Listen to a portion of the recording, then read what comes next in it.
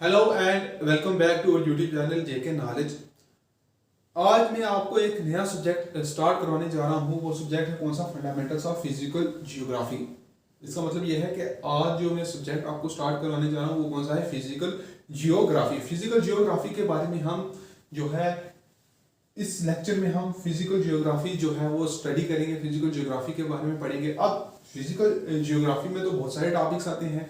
Origin and evolution of the earth है, इसमें solar system है, क्लाइमेट है, मिनरल्स हैं, लैटिट्यूड एंड लॉन्गिट्यूड है, जियोमॉर्फिक प्रोसेस है, और motion of the earth, rotation and revolution of the earth है।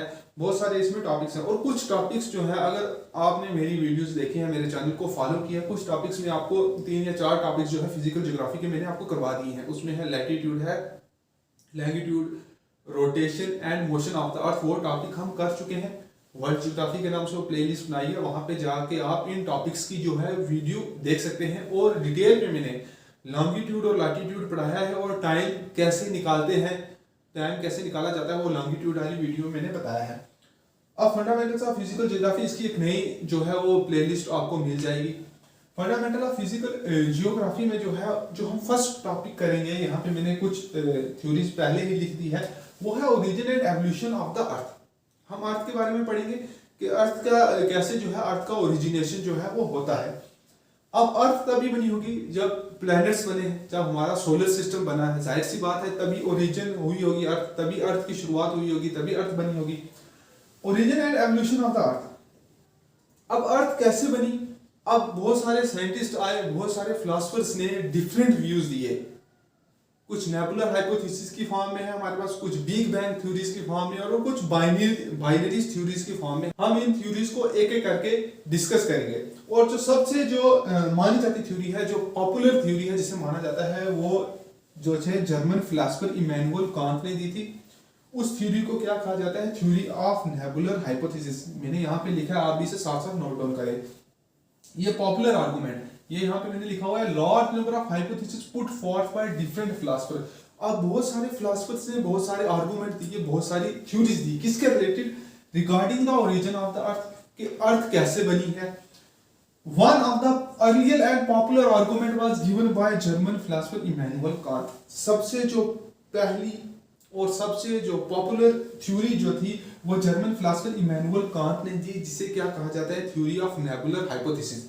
अब आप इन थ्योरीज के नाम सुन रहे हैं, theory of nebular hypothesis, big bang सुन रहे हैं, या बाइनरी थ्योरी के बारे में सुन रहे हैं। अब आपको ये चीज तो एकदम तो समझ नहीं आएगी, समझ तभी आएगी जब हम इन चीजों को एक एक करके जो है इन चीजों के बारे में हम स्टडी करेंगे। और जो ये थ्योरी ऑफ नेबुलर हाइपोथेसिस थी, ये इमैनुअल कांट ने दी थी, जर्मन फिलोसफर थे, और इसको रिवाइज किया था मैथमेटिशियन लैपलेस ने। कब? 1796 में। थ्योरी ऑफ नेबुलर हाइपोथेसिस क्या है, इसके बारे में हम डिस्कस करते हैं। आप यहाँ पे इसे जो है यहाँ तक इसे नोट डाउन कर लें। आप जो हम जो करने जा रहे हैं वो कौन सी थ्योरी है, मैंने आपके साथ डिस्कस किया अभी। कौन सी थ्योरी है? वो है theory of nebular hypothesis. Nebular hypothesis के बारे में हम पढ़ेंगे कि नेबुलर हाइपोथेसिस थ्योरी क्या है। थ्योरी ऑफ नेबुलर हाइपोथेसिस, आप भी मेरे साथ साथ जो है इसे आप नोट डाउन करें।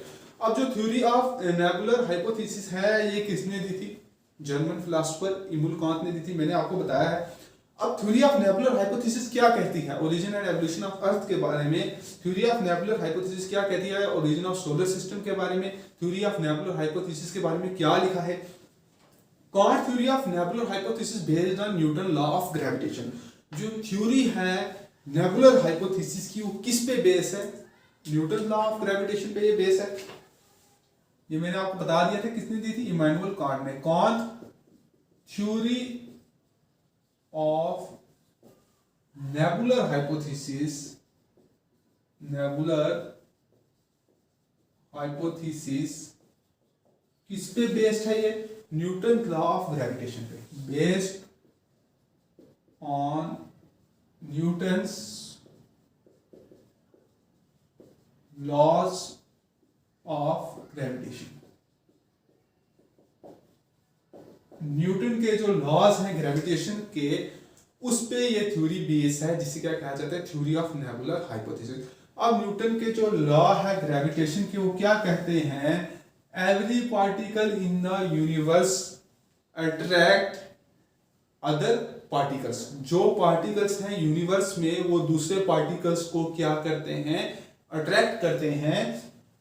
और इन्हीं लॉज पे जो है ये थ्योरी बेस है, कौन सी, थ्योरी ऑफ नेबुलर हाइपोथेसिस। अब थ्योरी ऑफ नेबुलर हाइपोथेसिस क्या कहती है, due to gravitational attraction, gravitational attraction की वजह से अब यूनिवर्स में बहुत सारे पार्टिकल्स मौजूद थे, डस्ट थी और बहुत सारे पार्टिकल्स मौजूद थे। Due to gravitational attraction hard particles of supernaturally created matter, अपने आप ये मैटर क्रिएट हुए, अपने आप ये डस्ट क्रिएट हुई और बहुत सारे मैटर यूनिवर्स में अपने आप जो है क्रिएट हुए। कोलाइड विद वन अनदर, ये क्या हुआ, एक दूसरे के साथ कोलाइड हो गए, एक दूसरे के साथ जुड़ गए, एक दूसरे के साथ जब ये टकराए and generated heat and rotation in this process. और इस प्रोसेस में क्या हुआ, हीट और रोटेशन बनी। यहाँ पे मैं थोड़ा सा ड्रा करके आपको बताता हूँ। थ्योरी ऑफ नेबुलर हाइपोथेसिस क्या कहती है कि जो प्लैनेट्स बने, सोलर सिस्टम बना, इसमें क्या था, एक क्लाउड था। अब ये क्लाउड्स किस चीज से बने, डस्ट से बने, पार्टिकल्स से बने। अब जब ये डस्ट पार्टिकल्स थी, ये पहले डस्ट पार्टिकल्स अलग थे, अब धीरे धीरे इकट्ठे होकर इन्होंने किसकी शेप ले ली, क्लाउड की शेप ले। लॉ ऑफ ग्रेविटेशन यही कहता है, ये लॉ ऑफ ग्रेविटेशन पे बेस है, मैंने आपको भी बताया। लॉ ऑफ ग्रेविटेशन क्या कहता है कि कोई भी पार्टिकल है यूनिवर्स में, every particle in the universe attract other particle, वो दूसरे पार्टिकल को अपनी तरफ क्या करता है, अट्रैक्ट करता है। अब जो भी डस्ट थी या जो भी बहुत सारी गैसेस थी वो एक जगह इकट्ठी होगी, एक जगह इकट्ठी होकर उन्होंने किसकी शेप कर ली, क्लाउड की शेप ले ली। अब इसमें क्या हुआ, इसमें हीट और रोटेशन पैदा होगी। इसमें क्या हुआ, हीट और रोटेशन पैदा होगी, गर्मी हुई और रोटेशन पैदा होगी। And the matter was converted into a nebula, और यही मैटर था ना, यही मैटर इसमें कन्वर्ट हुआ नेबुला में। नेबुला का मतलब क्या होता है, हॉट गैसेस मास, जिसमें बहुत सारी गैसेस का एक क्या बन गया, एक मास बन गया, एक क्लाउड की इसने शेप ले ली। इसमें जो गैसेस थी, कौन कौन सी गैसेस थी, मेनली जिसमें हाइड्रोजन और हीलियम थी, और वो गैसेस इकट्ठी होकर कहाँ चली गई, सेंटर में चली गई in the form of a cloud. अब ये क्लाउड की फॉर्म इसने ले ली, rotating with such great rapidity, और बहुत तेजी से ये चीजें क्या होने लगी, ये सारा क्या होने लगा, बहुत तेजी से रोटेट होने लगा, बहुत फास्ट ये रोटेट, इसमें रोटेशन पैदा होगी। अब रोटेशन की वजह से मैंने आपको बताया इसमें क्या होगी, हीट पैदा होगी। This led to the that strong centrifugal force इसमें क्रिएट हुई, एक सेंट्रीफ्यूगल फोर्स इसमें क्रिएट हुई, और इस फोर्स की वजह से क्या हुआ, यहाँ से बहुत सारे मैटर जो था, यहाँ से बहुत सारा through a successive rings of matter, बहुत सारा मैटर्स इसमें से निकल के बाहर आ गए, बहुत सारा मैटर्स इसमें बाहर आ गया, इसमें से निकल के। अब इसमें से निकल के जो बहुत सारा मैटर बाहर आया, पहले तो ये गर्म था, अब धीरे धीरे कंडेंस होना शुरू हो गया और ये क्या बन गया, प्लैनेट्स बन गए। अब जब ये मैटर यहां से बाहर आया, एकदम तो ये मैटर कंडेंस नहीं हुआ, जैसे यहां से बाहर आया, इसमें सेंट्रीफ्यूगल फोर्स, ये मैटर भी रोटेट होता रहा, और इस मैटर्स ने भी, इस मैटर में सिर्फ बहुत सारी चीजें बाहर निकली, बहुत सारा और मैटर बाहर निकला, बहुत सारे और मैटर्स बाहर निकला। अब ये प्लैनेट्स बने। अब जो ये प्लैनेट से जो मैटर बाहर निकला, प्लैनेट से जो ये मैटर बाहर आ गया, इन प्लैनेट्स की क्या बन गई, सैटेलाइट्स। जैसे अर्थ की सैटेलाइट क्या है, मून है, मून अर्थ के इर्द गिर्द क्या करता है, रिवॉल्व करता है। और बहुत सारे आपके जो प्लैनेट्स जैसे जुपिटर है, जुपिटर की भी अपनी नेचुरल सैटेलाइट्स हैं। और ये चीज क्या बन गई, प्लैनेट्स बन गई, और ये प्लैनेट्स के साथ जो इनके साथ जो रोटेट करती हैं वो क्या बन गई, इनकी सैटेलाइट बन गई। और ये जो बीच में था ओरिजिन नेबुला, ये जो बीच वाला नेबुला था, ये क्या बन गया, सन बन गया। इसी थ्योरी को कहा जाता है क्या, थ्योरी ऑफ नेबुलर हाइपोथेसिस। और जो बाकी बच गया मटेरियल, जो बहुत सारा और भी मटेरियल बच गया, वो क्या बना, एस्टेरॉइड बने, ठीक है, और क्यूपुलर बेल्ट बनी, क्लाउड्स बन गए। पिक्चर के थ्रू नेबुलर हाइपोथेसिस के बारे में आपको बताया, आई होप आप सबको समझ आया होगा। अब इस थ्योरी के बारे में हम लिखते हैं कि थ्योरी ऑफ नेबुलर हाइपोथेसिस क्या है। कौन थ्योरी ऑफ नेबुलर हाइपोथेसिस किस पे बेस है, मैंने आपको बता दिया, न्यूटन लॉ ऑफ ग्रेविटेशन पे बेस है। अब इस थ्योरी में क्या है, due to gravitation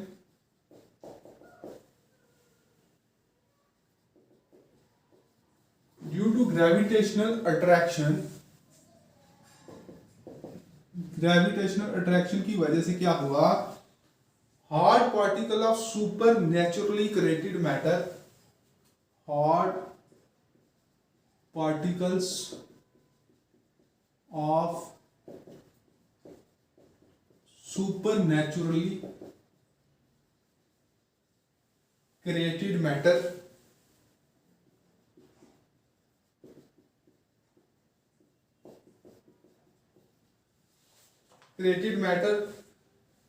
collide with one another, collided with one another। जैसे मैंने आपको यहाँ पे डायग्राम बना के बताया कि एक मैटर जो है यूनिवर्स में सुपर नेचुरली क्रिएट हुआ। जाहिर सी बात है, कोई चीज तो पहले थी नहीं जो इसे क्रिएट करती है। एक सुपर नेचुरली एक जो यहाँ पे है मैटर जो है क्रिएट होता है। डस्ट है, पार्टिकल्स हैं, बहुत सारी गैसेस हैं, क्रिएट होके ये क्या करते हैं, ग्रेविटेशनल अट्रैक्शन की वजह से एक दूसरे से क्या करते हैं, कोलाइड करते हैं, एक दूसरे से टकराते हैं। अब जब ये कोलाइड करते हैं, collide with one another and generated heat, अब जब वो एक चीज जो है दूसरी चीज से टकराती है, या आप अपने हैंड्स को जब रब्स करते हैं, दोनों हाथ्स को रब करेंगे तो क्या होगा, हीट पैदा होगी। जैसे ये पार्टिकल एक दूसरे से टकराते हैं तो क्या होता है, हीट और रोटेशन जनरेट होती है। ये जो क्लोड बनता है ना, ये पार्टिकल इकट्ठे होते हैं तभी क्लोड बनता है। जब ये क्लोड बनता है, एक दूसरे से जब टकराते हैं तो इसमें क्या होता है, हीट और रोटेशन पैदा होती है। And generated heat and rotation in this process, heat and rotation in this process।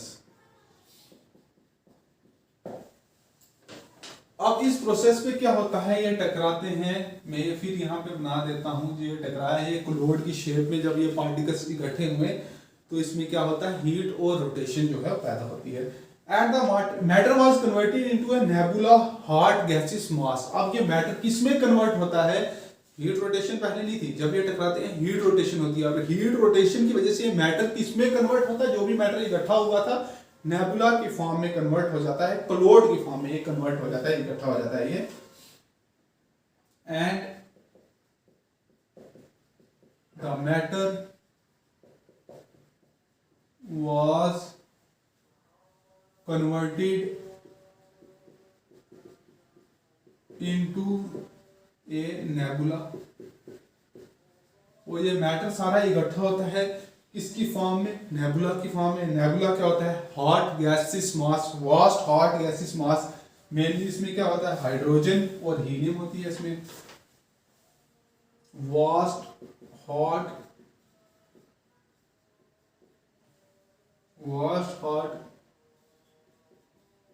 Gaseous mass.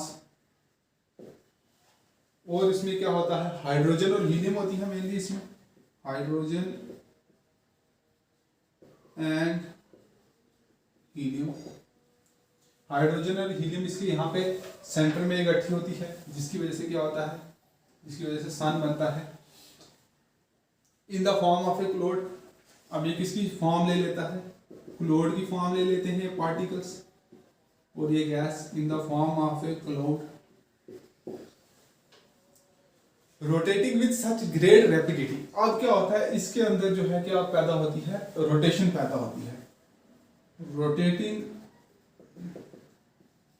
With such great rapidity.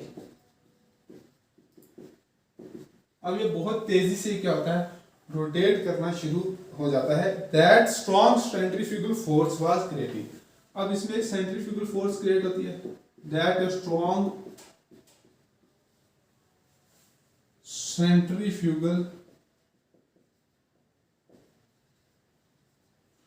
centrifugal force was created। एक स्ट्रॉन्ग जो है सेंट्रीफ्यूगल फोर्स इसमें क्रिएट होती है। This led to the throwing of successive rings. जैसे मैंने आपको बताया था, अब जो फोर्स क्रिएट होती है ना, अब इसकी वजह से क्या होती है, बहुत सारी मैटर इसमें से निकल के जो है बाहर आता है, मतलब एक ब्लास्ट होता है जिसकी वजह से बहुत सारा मैटर क्या आता है, बाहर आता है। This led to the throwing of successive rings of matter। drawing of successive rings of matter। अब जब हीट और रोटेशन की वजह से ब्लास्ट होता है, अब इसकी वजह से बहुत सारे जो है मैटर इसमें से क्या आता है, बाहर आता है। These ring condensed into planet. अब ये कंडेंस होती है किसमें, प्लैनेट्स में। These rings condensed into planets.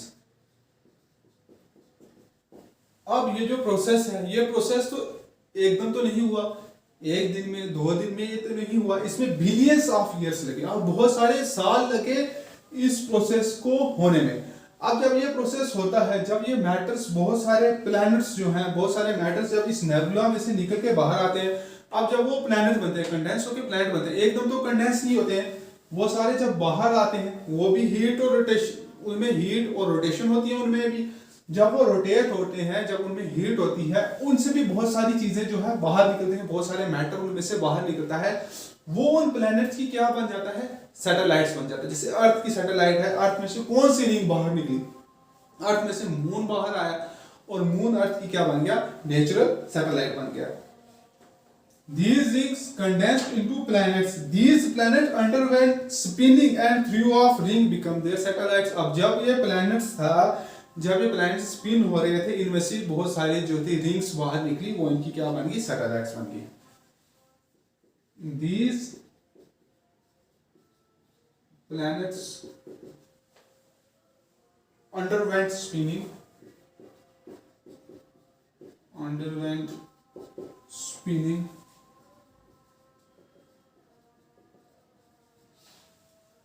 and threw off ring becomes their satellite, and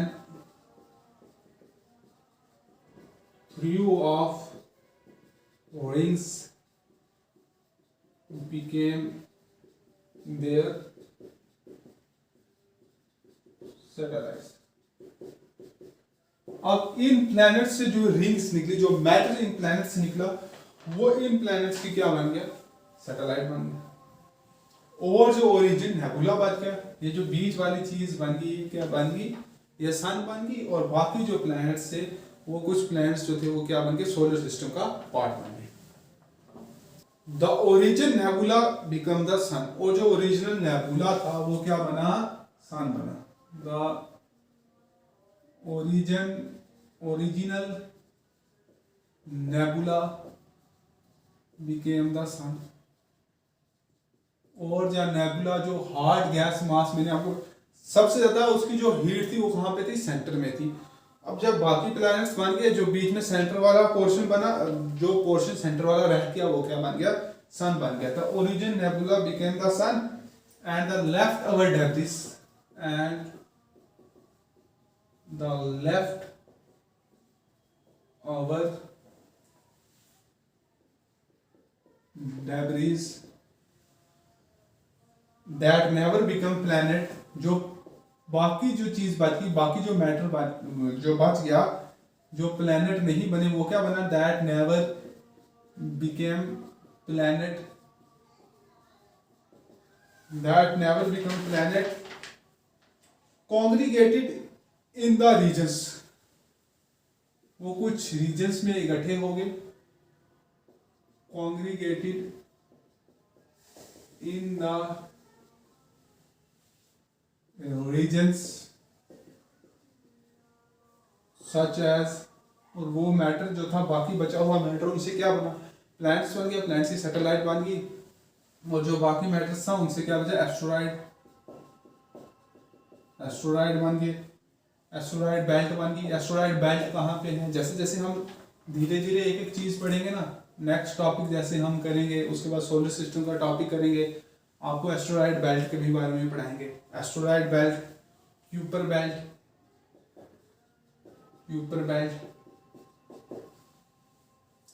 and Oort cloud. और वो प्लैनेट्स जो बाकी, सॉरी डेब्रिस था, वो क्या बन गया, ओर्ट क्लोड। ये चीजें बाकी जो था डेब्रिस, इनमें कन्वर्ट हो गया। ये थी आपकी थ्योरी ऑफ नेबुलर हाइपोथेसिस। अब नेक्स्ट लेक्चर में जो है हम वो बिग बैंग और जो बाकी बची थ्योरीज हैं उनके बारे में हम स्टडी करेंगे।